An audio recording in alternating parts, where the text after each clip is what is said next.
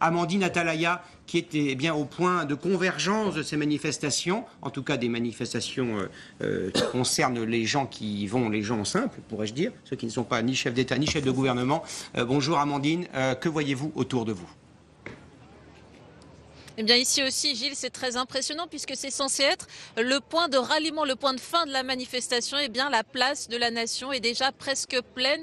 Il y a des milliers de personnes qui convergent à ma droite, en fait, sur le boulevard Voltaire. Enfin, qui convergent, c'est un grand mot puisqu'il y a tellement de monde que cela est déjà en train de commencer ici à ressembler à un rassemblement statique. Pour que vous situez bien l'endroit où nous sommes, la place de la Nation, 500 mètres derrière moi, il y a la porte de Vincennes avec l'hypermarché cachère où a eu lieu vendredi la terrible prise d'otages, et donc il y a en plus ici une émotion particulière. Tous les gens qui sont autour de moi vont donc parcourir si possible les 3 kilomètres qui les séparent de la place de la République, et puis on assiste aussi, Gilles, évidemment à un déploiement médiatique très impressionnant. À ma gauche, il y a au moins une quarantaine de caméras, 1000 journalistes en tout ont été accrédités sur cet événement. Enfin, le dernier point que je soulignerai, c'est que lorsque l'on s'approche de tous ces gens, ces anonymes présents dans la rue, beaucoup nous disent que c'est la première fois de leur vie qu'ils manifestent, et c'est assez impressionnant. Par exemple, une dame âgée de 70 ans nous disait « Je ne suis jamais descendue, mais cette fois, je veux dire à quel point il faut défendre la liberté d'expression ».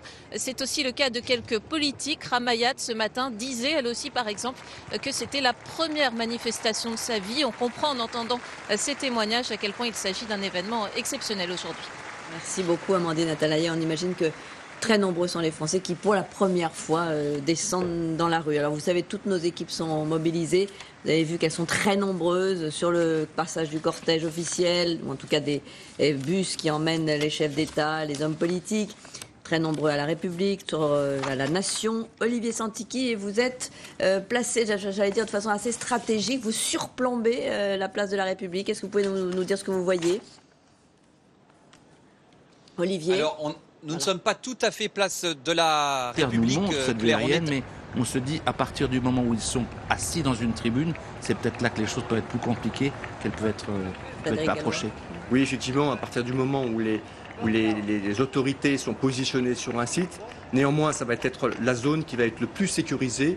L'ensemble, une bonne partie des forces de sécurité vont travailler au contact et en profondeur autour de ce lieu de rassemblement des autorités, ce qui rendra quand même difficile une infiltration s'il n'a pas été prépositionné au départ, un engin ou des moyens ou des personnels qui pourraient avoir... Ça va durer combien de temps ce positionnement Je crois qu'il va être assez rapide en tout cas. Hein, Christophe ?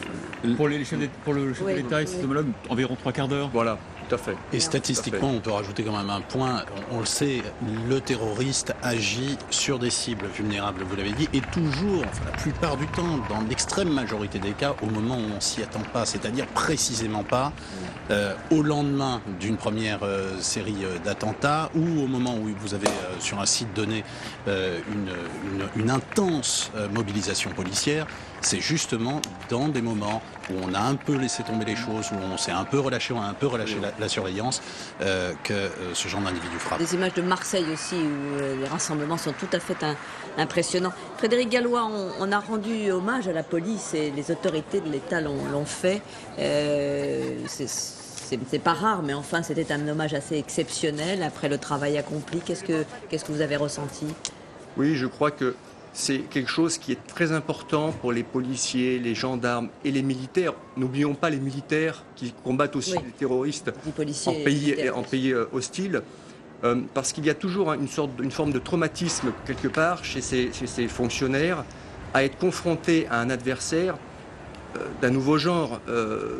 Jour avant les membres du gouvernement. Il y a donc là beaucoup de dirigeants européens, David Cameron, Angela Merkel, Matteo Renzi, Antonio Samaras de Grèce, mais aussi beaucoup de dirigeants qui viennent d'Afrique. 8 pays africains sont représentés, 5 pays musulmans. Le roi et la reine de Jordanie sont également là, ainsi que le premier ministre de Tunisie et bien sûr Benyamin Netanyahou et Mahmoud Abbas, le président de l'autorité palestinienne. Il y a aussi le président de la Commission européenne, M. Jean-Claude Juncker, le président de la Ligue arabe, M. Nabil El Arabi, le secrétaire général de l'OTAN, le président du Parlement européen. Je pourrais continuer à égrener cette liste. On voit que se mettent en place le président de la République et donc cette cinquantaine de dirigeants du monde entier derrière les familles des victimes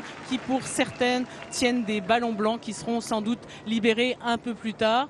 Dans un calme plutôt impressionnant, il y a juste le vrombissement incessant des hélicoptères au-dessus de nos têtes, mais pas de nervosité particulière des forces de police qui maîtrisent pour l'instant, de toute évidence, le dispositif. Et voilà, petit à petit, le cortège va se mettre en place. Je pense que la manifestation, cette marche républicaine, va débuter maintenant. Merci beaucoup Valérie Nataf. On parlait évidemment de ces filières terroristes. Michel Scott, vous étiez en train de nous expliquer que maintenant, plusieurs filières dans le monde, évidemment, se répartissaient les rôles. On vient d'apprendre que la femme de Chérif Kouachi, l'un des 2 tueurs de Charlie Hebdo, qui d'ailleurs a été relâché, a condamné les actes de son époux. Frédéric Gallois, vous pouvez nous le confirmer, enfin évidemment, on imagine. Alors que regardez ce plan. Petro Poroshenko, Mahmoud Abbas, voilà, ce plan, le frère qui restera sans doute dans les livres d'histoire, cette photo de famille. Michel Scott, avez-vous à l'esprit un moment, une période où autant de chefs d'État et de gouvernement ont été rassemblés en dehors de la session d'ouverture habituelle en septembre des Nations Unies à New York, de mémoire récente? Avez-vous un souvenir? Non, c'est rarissime, si ce n'est inédit. On a parlé de G40. Ils sont dans la rue, ils sont en sommeil. Alors qu'y a-t-il? Valérie Nataf le disait un petit peu, les premiers à avoir réagi, ce sont nos voisins les plus proches. Donc les institutions européennes, nos voisins géographiques. C'est Angela Merkel d'ailleurs qui propose spontanément à François Hollande de le rejoindre, parce qu'il faut dire qu'il y avait un dîner qui était prévu ce soir à Strasbourg avec les dirigeants européens. Et c'est Angela Merkel, Michel. Angela Merkel, Matteo Renzi, 2 pays qui ont été frappés moins que l'Espagne et moins que l'Angleterre ou la Grande-Bretagne par le terrorisme islamiste, mais qui a connu le terrorisme aussi. Il faut remonter à l'euro-terrorisme des années 70, on s'en souvient. L'Espagne, on en parlait, David Cameron, lui aussi très proche allié de la France, sur le plan militaire notamment. Réaction américaine très particulière. Regardez aussi. ce plan, regardez ce zoom avant, Michel. 1,50 m seulement sépare Mahmoud Abbas au centre de l'écran, et à la gauche de votre écran, vous devriez découvrir le Premier ministre israélien Benjamin Netanyahou. Il y aura une poignée de main. Regardez, on les voit. Voilà une photo. Voilà, vous savez que Jérusalem et Ramallah, le siège de l'autorité palestinienne, c'est quelques dizaines de kilomètres. C'est très très proche. Voilà pour le symbole et ses apartés, ses discussions. Donald Tusk, qu'on aperçoit juste à la droite de Matteo Renzi, qui est le président du Conseil européen, Mahmoud Abbas. Avec les consignes données, avec ces hommes en brassard orange. Frédéric Gallois. Ce que je voulais dire, ce qui est assez surprenant, c'est que des rassemblements comme celui-ci, en général, nécessitent environ à peu près 6 mois de travail pour les forces de sécurité qui vont planifier une organisation. Là, ils ont eu 6 heures. Je pense au G8, je pense au 70e anniversaire du débarquement, etc. Là, on est dans une configuration assez extraordinaire, c'est que simplement quelques jours pour l'organiser, et ce qui finalement est peut-être un facteur de sécurité, paradoxalement. Oui, bien évidemment. Les États-Unis sont représentés normalement aussi. On ne l'a pas vu, mais normalement Eric Holder devait venir, qui est l'attorney général. Et on avait remarqué le geste de Barack Obama, le discours en français de John Kerry, qui a eu une grande proximité, ou en tout cas un soutien très appuyé de l'Amérique. Le soutien américain a été immédiat dès le premier jour. Même tout à droite de François Hollande, je pense que c'est le président de la République du Gabon, Ali Bongo. Ali Bongo, absolument, avec le chapeau. Avec le chapeau.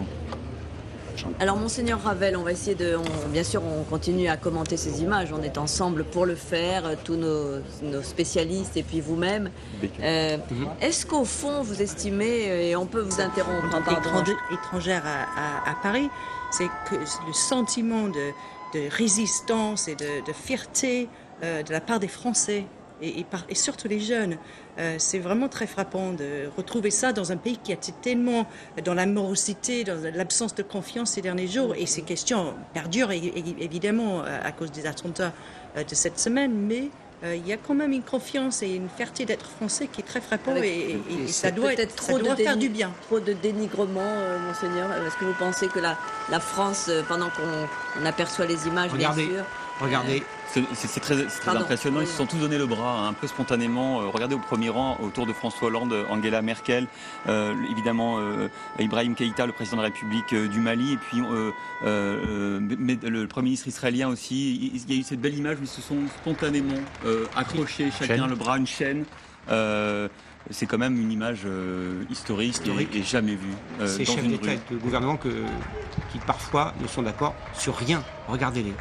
Regardez-les. La reine Rania de Jordanie. Et juste à côté de cela, bien, nous allons rejoindre Pierre Grange, parce que Pierre Grange est situé à cet endroit stratégique qui vous permet d'apercevoir le début de ce cortège qui est en train de fondre vers vous, Pierre. Et oui, ils sont partis, les familles qui sont en tête du cortège et puis les journalistes de Charlie Hebdo, ils avancent tout doucement, marchent un petit peu, s'arrêtent et puis repartent. Écoutez le silence à cet endroit, le silence très impressionnant. Il y a quelques dizaines de mètres qui séparent ce front de chefs d'État et de gouvernement qu'on voit, avec devant les familles des victimes et des journalistes de Charlie Hebdo, et derrière une autre délégation d'officiels, de ministres, d'anciens ministres, d'autres représentants du corps diplomatique qui sont donc derrière cette deuxième ligne officielle. Olivier Santiki, vous êtes aussi on vous a aperçu tout à l'heure, sur une position assez élevée. Qu'est-ce que vous pouvez ajouter à nos commentaires, Olivier ? Juste vous dire, Claire, que nous sommes à hauteur de la station de métro Oberkampf et comme vous le voyez, l'ensemble de ce carrefour est totalement bondé et les gens continuent évidemment d'affluer très tranquillement, très lentement. Les rues adjacentes sont largement condamnées par les fourgons de CRS en l'occurrence. Et puis de temps en temps, comme vous l'entendez sans doute à l'instant, des applaudissements, des Marseillaises qui partent. On l'a entendu effectivement à plusieurs reprises depuis le début de cette manifestation, un peu partout. Ce sont des gestes et des paroles spontanées. Alors que nos caméras permettent de mesurer l'ampleur. Des départs spontanés avec beaucoup de drapeaux bleu, blanc, rouge, ce dont on a, il faut le dire, pas beaucoup l'habitude. En France, et l'affichage des couleurs est loin d'être systématique. Mais là, aujourd'hui, les drapeaux tricolores sont de sortie, ainsi que, comme je vous le disais tout à l'heure, de très, très, très nombreuses pancartes que les gens brandissent en se couvrant un petit peu, parce que selon la disparition ou pas du soleil masqué par les nuages, la température chute brutalement, mais cela ne dissuade évidemment pas les personnes qui ont prévu de participer à ce rassemblement, avec donc un phénomène d'entassement, d'empilement qui remonte de l'endroit où nous nous trouvons jusqu'à la place de la République. Oui, alors qu'on a vu il y a un instant, Pierre Barretti, ce groupe que vous appeliez tout à l'heure le G50, le G50, le groupe des super VIP, on voit avec ce plan très élevé, on a vu à quoi il ressemblait. Oui, simplement pour dire une chose, nous sommes trompés sur le nom du président Bongo du Gabon et puis M. Keïta, le président du Mali. Je pense que c'est extrêmement symbolique. On a parlé aujourd'hui de douleur, de sang, de terrorisme. Et le président malien est là, la France était liée par un accord, elle est toujours liée par un accord de défense avec le Mali. Elle a soutenu dans 2 opérations militaires, Michel me contredira ou pas. Pas du tout pour l'instant. Dans l'opération Serval et l'opération Barkhane. Elle a conduit un effort de guerre au Mali qui a permis de repousser... Sur quel front notre armée est engagée, en tout cas dans la lutte contre le terrorisme? Alors le premier front, c'est celui-là d'ailleurs, c'est le Mali, alors simplement au-delà du Mali maintenant, dans une envergure beaucoup plus large, tout le Sahel, c'est 5 pays au Sahel, le Tchad, le Niger, le Mali, la Mauritanie, le Burkina Faso, ça c'est l'opération Barkhane, car là aussi c'est une opération internationale maintenant, non seulement pour réduire les sanctuaires terroristes qui existaient déjà et qu'on a frappé en 2013 dans le nord du Mali, dans la Dradi Foras, mais même au-delà, parce que cette hydre terroriste, elle s'est répandue dans le Sahel, et la menace existe toujours. Donc ça, c'est une opération qui est en cours. Officiellement, elle a changé de nom. C'est plus Serval, c'est Barkhane depuis l'été dernier. Mais c'est une opération qui va durer dans le temps. Et puis, le deuxième déploiement quand même de nos forces armées, c'est important évidemment de le dire, c'est l'Irak actuellement. Alors évidemment dans des proportions beaucoup moindres. On est le deuxième allié des États-Unis. On peut pas mettre des forces partout. Enfin quand même on a des moyens aériens qui bombardent régulièrement les sites djihadistes en ce moment. C'est l'une des raisons, je le rappelle quand même, des revendications des terroristes, hein, des représailles terroristes. Voilà, des bombardements qui ont lieu sur le territoire irakien avec les avions français. Le Charles de Gaulle aussi va être mobilisé dans les semaines qui viennent sur ce théâtre d'opération. Alors que vous avez aperçu dans ce cortège immobile des chefs d'État et de gouvernement, eh bien, ces hommes, en général plus grands que les chefs d'État eux-mêmes, avec des oreillettes. Vous l'avez bien compris, Frédéric Gallois, ce sont les chargés de sécurité, notamment deux qui sont de part et d'autre de Benyamin Netanyahou et qui sont à 50 cm de lui et qui ne le lâchent pas d'une seule. Là, évidemment, Ils sont tous arrivés devant la mairie du 11e